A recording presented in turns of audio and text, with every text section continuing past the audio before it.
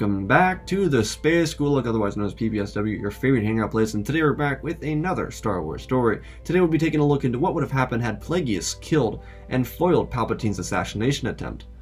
Would Plagueis be able to reach the lengths and the strengths that his apprentice could achieve in canon, or would Plagueis fall short and allow the Sith to become extinct? Before we begin this video, let's smash that like button, try and shoot for 2,000 likes in the first 24 hours, and I'll release What If Obi-Wan Fell in Love with Asajj Ventress. Believe it or not, this is a video you won't want to miss. It is quite beautiful. We're also getting for 50,000 subscribers, so join the Space School if you want to be part of our incredible journey together. If you have ideas for videos, leave them down below. I do read over comments, but I don't do crossovers. And one last thing, if you want to support the channel, check out the Patreon, Twitch, and community Discord. Special shout out to George Story and Benjamin Wells for being Grand Tier supporters, and Jay Hoffman and War Pigman 308 as Massive Tier supporters on our Patreon. Thank you all for supporting the channel. It is greatly appreciated. It is funding 2 massive projects that will be coming in July, and 1 massive one coming in the next week or so. If you want to learn how to win a free lightsaber, watch the end of the video, and I will tell you how. Our story begins as it's celebration time for the Sith. Sheev Palpatine, otherwise known as Darth Sidious, has just won the electoral race against Chancellor Valorum, and was next in line to become the Supreme Chancellor of the Republic. Plagueis was extremely proud of his student. This would provide momentum for the Sith as they moved forward to crush the Jedi once and for all. And while Plagueis believed this to be a night of celebration, Sidious saw this as a night to become the one true Sith Lord in the galaxy. Tonight, he was going to kill his master. If he killed his master, he could begin to work on his own plans regarding the execution and total annihilation of the Jedi Order. Plagueis had taught him everything about the Force, and his usefulness as a teacher had worn his welcome. Palpatine was going to get his teacher drunk, and then he would kill him in his sleep. It was brilliant, and even more so, it were ironic. Plagueis could save others from death, but he wouldn't be able to save himself from the death that Palpatine was going to bring down onto him while he slept. The Sith were located across the city on Coruscant. They were located there because Senator Palpatine needed a place to rejoice in his evilness when he wasn't busy manipulating the repulsive senators or the dogmatically dreary Jedi. Palpatine was ready to change the future of the galaxy indefinitely, and there was even more for him to look forward to. A slave child from the planet Tatooine. The assassin Maul had a close encounter with the boy, but his career appeared to have a lot more potential ahead of him. Palpatine was eager to watch it with great interest, a possible grooming of his ultimate pupil. Maul would suffice for now, but Palpatine's thoughts on the future would cloud his judgment of the present. Palpatine got his master drunk and then prepared for the elimination of his master, to become the true Sith Lord himself, something he'd been chasing his entire life.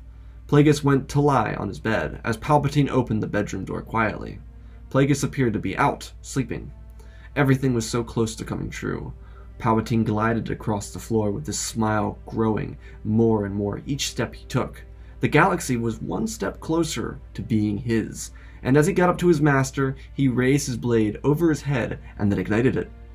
As he swung down, a blade shot up over Plagueis as if he were expecting the move. The Sith Lord's eyes shot open as he twisted his head and looked at Palpatine in the eyes. Sidious was caught completely off guard. Plagueis threw his blade up, pushing Palpatine off balance as Plagueis rose to his feet. As he launched his feet into Palpatine's face, Plagueis jumped off the bed and turned to face his apprentice. Plagueis was very sober. He never got drunk. He felt the disturbance about Palpatine's victory in the Galactic Senate. Plagueis was wise after all, but he wasn't dumb enough to not pick up on what Palpatine's betrayal would hold for him. Sidious hissed as he brought his lightsaber close to his chest, ready to end Plagueis' life. Plagueis knew that Palpatine was a superior duelist, but he couldn't allow the Sith to kill him. Palpatine knew that he could beat Plagueis, but he also knew that he had to do this carefully. The Sith Lord was powerful, and it wouldn't be easy as it would have been if he had just killed him in his sleep. Palpatine and Plagueis danced around each other, slashing their blades together, and then pulling apart as they watched for the other's move. Plagueis knew that Palpatine was overeager to win, and so he found himself an advantage. But at the same time, he found himself a disadvantage. Plagueis threw himself off balance so that Palpatine felt that he was in control of the duel. He pulled his lightsaber to swing at Plagueis. The Sith Lord contorted his body backwards as he slid under his apprentice's blade. Plagueis rose up behind Sidious, who turned around only to feel a blade cross through his side of his upper chest and out of his upper shoulder. Sidious tried to shriek in pain, but Plagueis covered the mouth of his apprentice as he took Sidious's blade and pulled it back around into Sidious's chest. Plagueis wasn't quick to make a remark. He just looked at his apprentice as he fell lifelessly to the floor. Plagueis knew that he had to set this up. Because Palpatine was such a large part of the plan, he now had to reorchestrate the plan to overthrow the Jedi. So, he found himself a civilian out on the streets. He cut him into pieces, and then threw a Jedi robe onto the civilian, and placed a Jedi's weapon nearby. The scene was to make it set so it looked like the Jedi had killed the newly elected Chancellor of the Republic. It was a bit sloppy, but it would do the job. If this worked, Valorum would continue to fail the Republic, and the Republic would be torn between turning on itself or against the Jedi.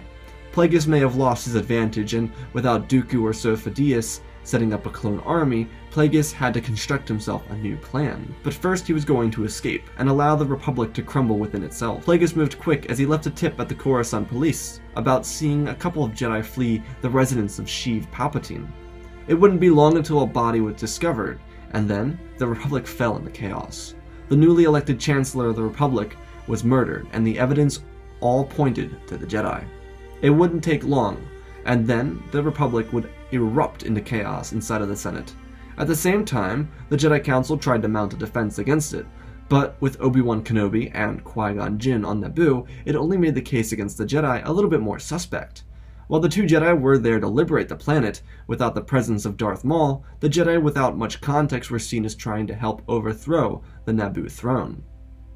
While this plot by Plagueis was a bit far-fetched, it worked. The Senate, with Valorum back in power, denied the Jedi access to any Republic territory. Their actions were seditious against the Republic, and they were going to be displaced because of their apparent murder of the Chancellor and their apparent try to takeover of Naboo. While the Jedi tried to prove against this case, their close ties to Republic politics dissuaded the Republic from believing that the Jedi were the true keepers of peace in the galaxy.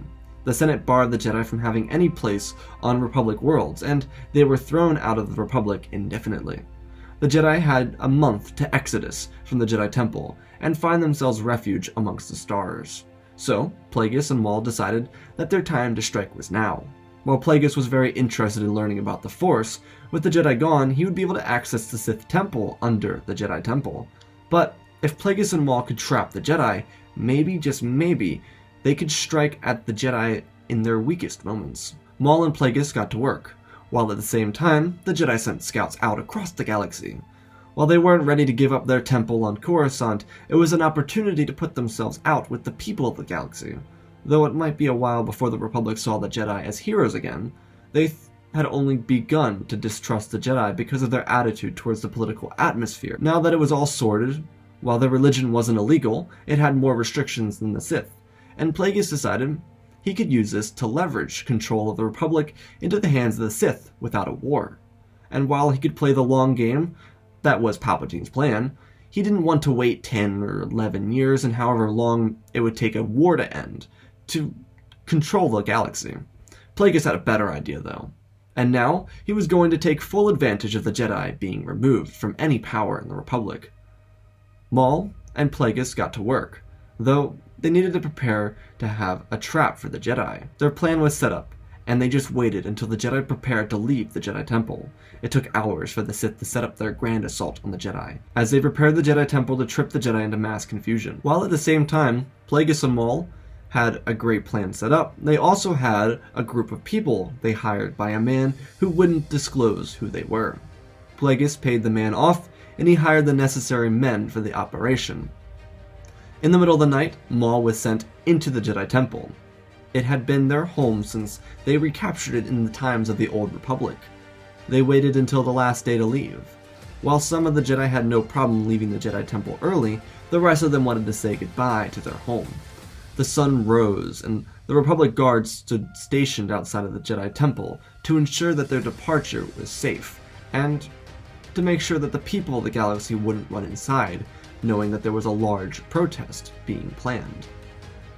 The plan by the Sith, though, was set into action. The Jedi were all up. Their time to say goodbye was now, and they marched their way into the hangar bay where a massive ship was awaiting to haul them off system, to one of 3 major locations across the galaxy. While small pockets of Jedi were already in those areas, the majority of the Order was still present within inside of the Jedi Temple. Maul's face lit up as he creeped along the side of the Jedi Temple, finding himself a vent to crawl into.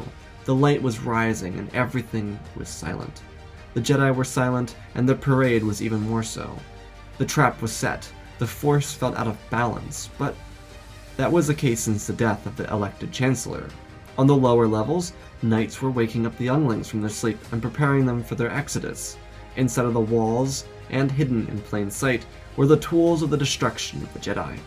Most of the Jedi Council was gathered inside of the hangar bay, with a majority of high-ranking knights and masters ready to begin their exodus. In the lower level, though, where the younglings were, there was a screech, and then the sound of a lightsaber swinging around ferociously as it echoed throughout the hallways, and then a lightsaber went silent. One of the knights stumbled upon the bodies of younglings, before she herself saw a lightsaber sticking out of her chest. Silence again. And then, a massive explosion caved the hangar bay in on itself. The temple had been rigged with a bomb large enough to eradicate the entire hangar bay. The explosion could be seen from the ground as the Republic troopers turned around to see the explosion, and the civilians outside protesting looked up to see the explosion as they were all caught off guard in fear. Without a moment of space between the first explosion, the citizens were blown to pieces as the Republic troops ran for cover. There was complete chaos everywhere as people ran for their lives, trying to find safety. Inside of the temple, dozens of bodyguards from the rafters opened fire on the Jedi who were sitting ducks. Not suspecting the open fire, hundreds of Jedi fell as they were slaughtered. Maul, on the other hand, was executing the younglings as he tore through them with intense speeds. The Jedi were in chaos as they tried to rally themselves, but because the Republic troops were injured and citizens were seen dead on the steps of the Jedi Temple, the Republic believed the Jedi were making an attack on the people of the Republic. Though it wasn't known that the Jedi were the actual victims, and that the Jedi had been massacred inside their own temple, the bounty hunters were tearing through the Jedi. Though, the Jedi were finally igniting their lightsabers to try and defend themselves. With the entire Jedi Council and the best duelists on the entire planet dead or dying inside the hangar bays, Darth Maul was savagely able to rip through the Jedi younglings, while Darth Plagueis made his presence known. His wise power and dedicated strength cut through the Jedi as they tried to run. The bounty hunters saw Plagueis and Maul as they started cutting through the Jedi, and the Jedi began to run for their lives instead of trying to fight.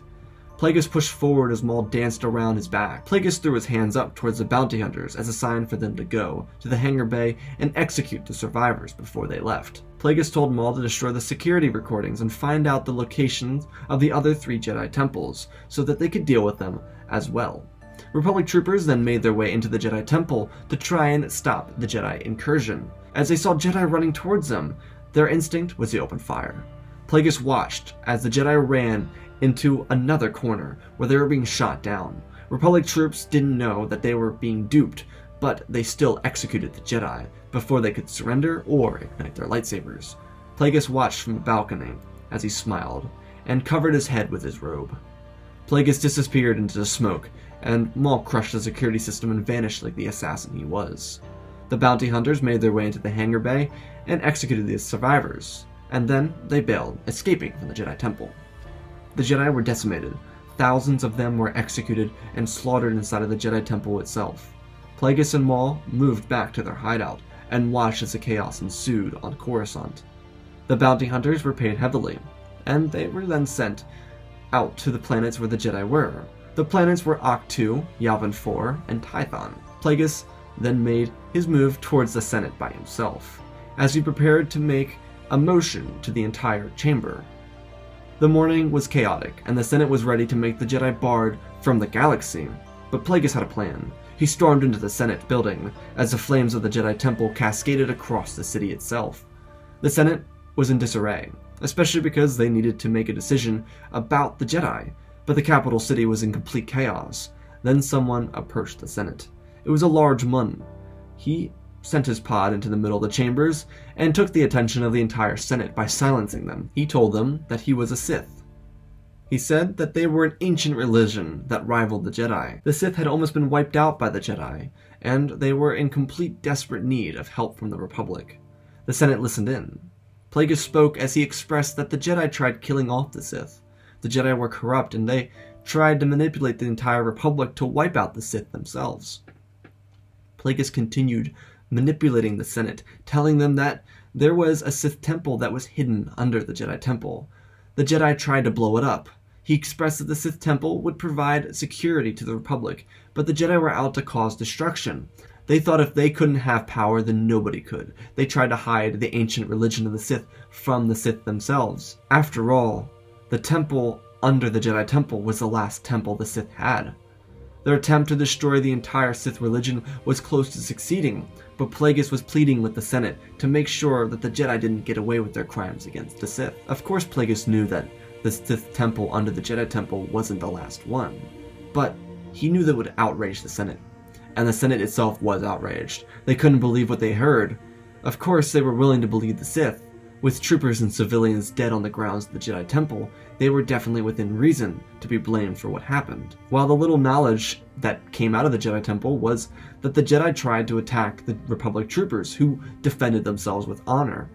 The Senate asked what it was that the Sith would want in return for this. Plagueis said that there was nothing that he and his people wanted more than the temple that was below the Jedi Temple. He didn't want anything else. He just wanted the Senate to believe that there was no malicious intent behind the choices or decisions of the Sith. The Senate had absolutely no issue with that, and even more so, they were thrilled that it seemed like the Sith were kinder than the Jedi, with a lot less care for the political spectrum than the Jedi. While it was nice to see that the Jedi were out of their hands, the Sith were welcomed with open arms by the Republic. The Senate would applaud for Plagueis, and then they would call the Plagueis Act as an end to the Jedi Order, and raising up the Sith in place of the ancient wielders of the corrupt dogmatic Jedi Code. The Senate seemed very thrilled by the Sith, and how their disposition to the Republic seemed unbiased without input. Out across the galaxy on Tython, Ahch-To, and Yavin 4, the Jedi fell into even more chaos. The highest-ranking Jedi Master alive was Master Yaddle, while there was another Jedi Council member who was Saesee Tiin, and he was on Ahch-To. There wasn't much they had left. Their numbers were dwindling, and they reached out to one another. But with the Sith and bounty hunters spying on Jedi scouts and the locations, the Jedi didn't realize how close they were to their full demise. Plagueis left the Senate as he cloaked himself, walking away from the center of the Republic. His new apprentice, Darth Maul, was there waiting for him. Plagueis wasn't entirely thrilled about having a new apprentice, but he thought about what he could do with Maul. Since Maul was requested back from Naboo instead of fighting the Jedi, he was a useful ally. But Plagueis was thinking about the inverse of the rule of two. What if he killed Maul? It would turn the tides. Plagueis himself knew he was close to discovering the path to immortality. So, once the Jedi were gone, why should he bother having an untrustworthy apprentice? Plagueis knew it would take some time, so he ensured that everything would ensure his longevity. Plagueis first had to keep himself isolated from Maul inside of the temple on Coruscant. With the Republic working quickly, the Sith were now eager to destroy the entire power structure that was hollowed out from the wreckage of the Jedi Temple. The Republic leveled the structure, and they removed all the corpses of the dead out of the way. And so, for the first time in a millennium, the Sith Temple rose above the skyline in Coruscant. It was smaller than the Jedi Temple, but when Plagueis and Maul unlocked its power, it rose into the skyline. The structure was larger than the Jedi Temple as it rose from the depths, having not been seen since Sith lost on Coruscant the first time they were there. This Tower of Terror was more powerful than most would think it was. To the Republic, it was a reminder of the new religion with power in the galaxy. For the Jedi, it was a sign of the worst fears come true, and for the galaxy, it was unforeseen pain that it would cause them in the future. Inside of the Sith Temple, there were powers of the Sith beyond time. With the combined wisdom of Plagueis and the vested power of the Sith, he would be able to construct himself a new power foothold in the galaxy. While Plagueis would soon grow respect for his young apprentice, he at the moment didn't trust a soul, and so he kept everyone as far away from him as he could. Though, with the protection of the Republic, because he was the last of a dying religion, the Senate decided that he needed to be protected. Plagueis wasn't really ready to kill his new apprentice at the moment, but he was ready to accept the troops that the Republic were willing to give out. Plagueis moved all of the supplies into the Sith Temple, and once he did, his lab of the Force became completely operational. With Republic troopers guarding the Sith Temple and the Republic capital on high alert, anticipating a Jedi attack, the Sith began to thrive. Maul was stationed permanently off-world, which he had no issue with. Unlike Palpatine, Maul was a loyal dog. You could make him do anything as long as you used enough Force. Plagueis at this point was only beginning to figure out what he could use Maul for, which was anything he wanted. Right now, Maul was executing and murdering Jedi that got too far away from the Jedi Temple. The Jedi rallied on their ancient homeworld of Ahch-To. There were less than 500 members of them left, and there were too many of them to be isolated on that small island where the Jedi came from. Plagueis sent his apprentice there to the water world to keep tabs on the Jedi, but because of their small island that was overflowing, the Jedi had to hide on separate islands.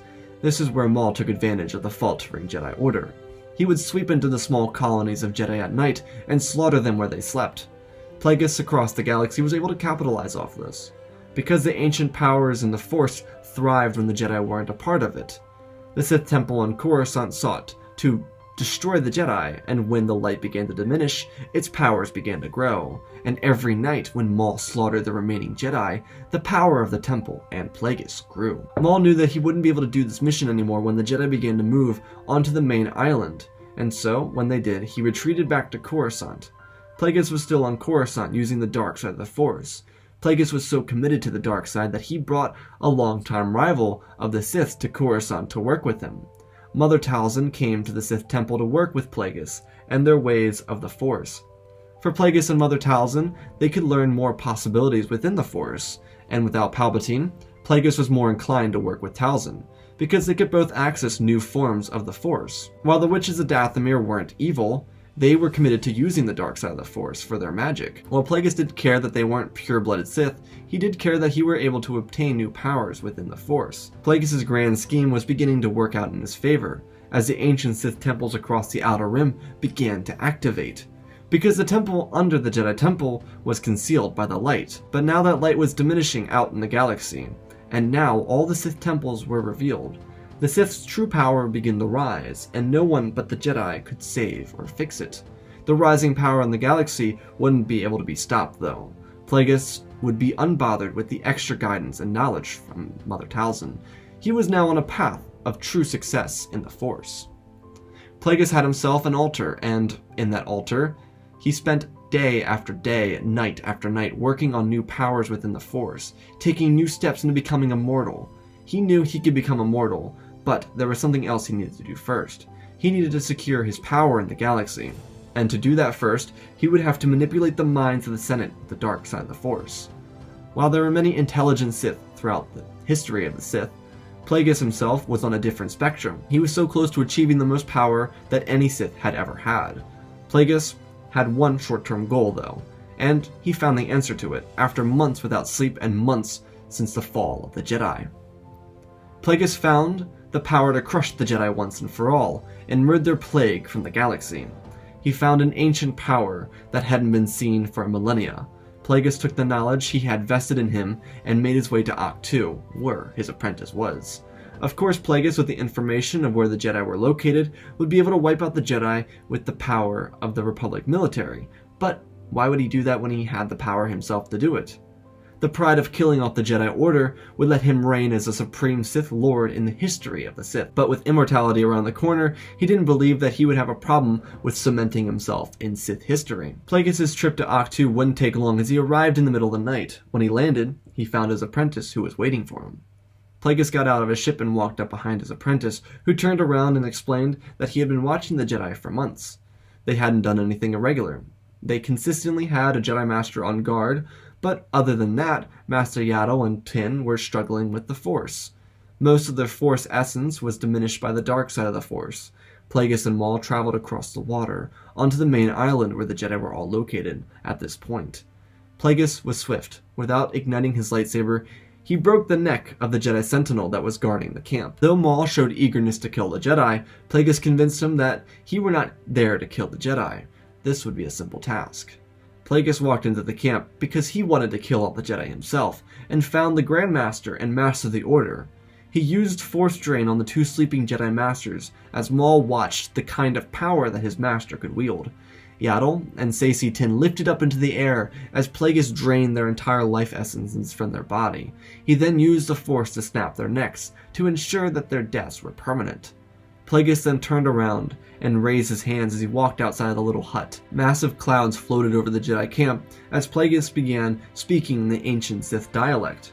Then, from the clouds, the dark, evil powers of the Sith began to crumble, down on anyone with even a hint of light side of the Force within them. This force storm released both lightning and drain, but there was also a nasty side effect added by Plagueis himself, and it was a bolt of force that would evaporate the Jedi it hit. While this storm required a lot of strength in the Force and power to create it, it gave more Force power back in return. The draining and the lightning created a powerful energy source for Plagueis to eat in. Maul, at this point, for the first time in his life, began to really, truly fear his master. This only increased Maul's loyalty to Plagueis, though. But, in one swift strike, the Jedi were executed and removed from the galaxy, as their religion died as a whole at the hands of Lord Plagueis. Maul looked at his master, after all the Jedi were clearly dead, as his master told him to burn everything and then meet him back on Coruscant for the final step in his plan. Plagueis was so thrilled in the absolute power he had distributed, but this was only a fraction of the true power that he could wield. On his way back to Coruscant, he prepared himself for the Force powers unknown to the galaxy.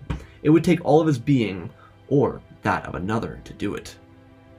When he eventually arrived on Coruscant, he told all the Republic troopers that it was done. They of course didn't know what he meant by that, but he carried on in anyways, walking into the massive structure in the middle of Coruscant skyline. Plagueis began his trials. He could feel the power. The Force was swelling in him. He moved his hands around as he opened up the top of the pyramid with the Force. All four sides began to open, and a platform that he was standing on began to lift upwards into the sky. Plagueis focused fully on his craft. While it had been months since he killed Palpatine, he really only needed weeks, and for the Jedi to be wiped from existence to reach this power. While Plagueis was summoning his masterful piece of art with the Force, he reflected and thought about how none of this would have been possible without Palpatine. Without Palpatine, he couldn't have framed the Jedi for the execution of the Supreme Chancellor. Valorum was easy on the other hand. He was a walk in the park and very easily corruptible, and the Republic was on the verge of falling apart, and the Sith took the mantle as the most powerful religion in existence. With the Jedi out of the way entirely, Plagueis was ready to begin his quest for galaxy domination. And then he felt the presence. He looked down and it was his apprentice. He wanted him here in case he needed him to do a Force transfer into the body of the younger, more agile Darth Maul. Maul looked up at his master as he waited to see what would happen next, but nothing could be seen with a visible eye. Instead, it was all what Plagueis could feel.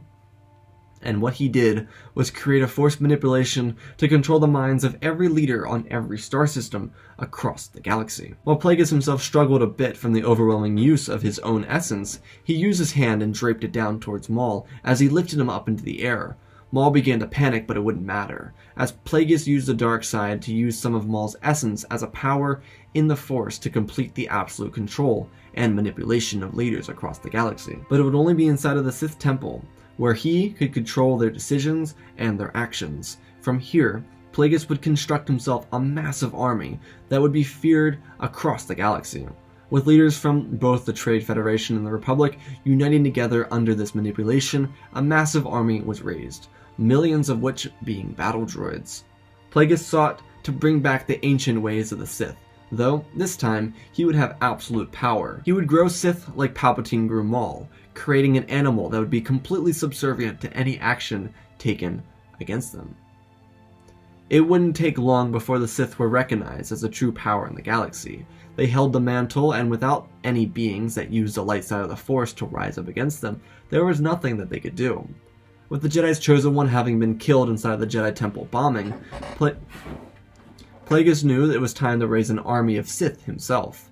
While at the moment he and Maul were critically weak, he would wait until the opportune moment to take advantage of his incredible knowledge of the Force. Even more so, Plagueis figured out the path to immortality, without the need of a cloning facility, but with the true power of the Force. Darth Plagueis would create an entire army of Sith over the next several years, and then, when those years were finished, he would have himself an army, and the galaxy would be subservient to him and him alone. With Maul being one of the few people in the galaxy with power and freedom to think for himself, the rest of the galaxy bended under the might and power of the strength of Plagueis' Sith army. Without a light side user to stand up to the face of evil in the galaxy, Plagueis would continue to hold his seat of power forever. Though Maul would never try to make an attempt on his life, Plagueis respected Maul and treated him kindly, as if he were one of his own creations. Plagueis, being immortal, would discover possibilities within the Force that were even more powerful than anything ever discovered before. In a galaxy deterred from free will and the ability to think for oneself, a galaxy enslaved by the Sith. And that, ladies and gentlemen, is our story. Again, special thanks to George Story, Benjamin Wells, Jay Hoffman, and WarPigman308 for supporting the channel. Let's hit 2,000 likes on this so we can see what if Obi-Wan fell in love with Asajj Ventress. If you want to see a what if, let me know down below. I read all the comments, but I don't do crossovers. Check out the Twitch community Discord and Patreon if you want to be a part of the community or support me in other ways. And I will tell you how to win a lightsaber I'll be giving away on July 4th. Go down below, there's a pinned comment. There's a doc linked down below. You click on the doc, you go down there and you write your name, and I will approve it, and I will be giving away another lightsaber on July 4th, 2022. So anyways, with that all being said, let's talk about the story itself. It definitely took a weird direction. I'm not gonna lie, this is not one of my favorite stories. I honestly considered scrapping the entire thing, but I was dedicated to it because it was premiered in the last video, so I was like, I'll stick with it. But I'll be honest, I wasn't exactly thrilled with it. I'm not exactly thrilled with how it turned out.